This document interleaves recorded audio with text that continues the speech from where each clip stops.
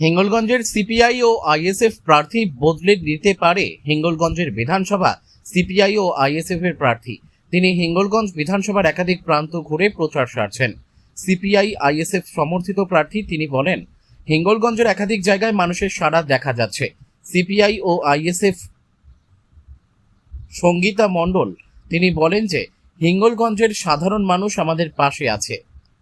বসিরহাট থেকে প্রদীপ সরকারের report, big news Bangla. মানুষের সাড়া পাচ্ছেন, সবাই আশীর্বাদ করছে, বেশ আমি তো ভালোই সাড়া পাচ্ছি। সবাই আশীর্বাদ করছেন, সবাই বললো এগিয়ে যাও, লড়াই আছি, পাশে আছি। আর কোথায় কোথায় ঘুরলেন?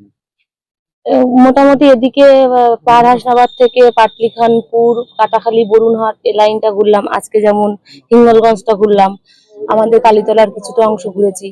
পরপর প্রোগ্রাম আছে, পার্টি যেভাবে দায়িত্ব নিয়েছে সেভাবেই ঘুরছি। মানুষের কতটা সাড়া?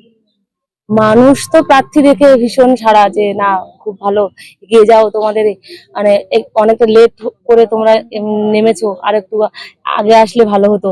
তো আমরা বললাম যে লড়াইয়ে থাকুন, পাশে আছি, আমরা দুঃসময়ে থাকবো। সুসময়ে তো অনেক মানুষকে পাওয়া যাবে, দুঃসময়ে যারা থাকবে তারাই তো তো দুঃসময়ে পাশে আছি, লড়াই করছি, সবাই আশীর্বাদ করছে, বললো এগিয়ে চলো। একাধিক জায়গায় দেখা যাচ্ছে যে আপনার সিপিএম এর ফ্ল্যাগ ছিঁড়ে দেওয়া হচ্ছে এবং ফেলে দেওয়া হচ্ছে রাস্তায় ও আইএসএফ এর, কি বলবেন? আপনি তো একজন প্রার্থী। দেখুন, এটা তো আমাদের কমিউনিস্টের কালচার, এটা নয় যে ব্যক্তি আক্রোশ বা অন্য পার্টির ফ্ল্যাগ নষ্ট করে দেওয়া। যার যার পার্টির যেমন ভাবে তারা তৈরি হয়েছে তারা তো সেটা করবেই, কিন্তু আমাদের তো সেটা, আমাদের নীতিতে সেটা বলে না।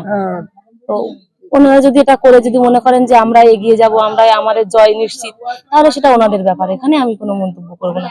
ওদের কালচারটা মানুষ বুঝুক।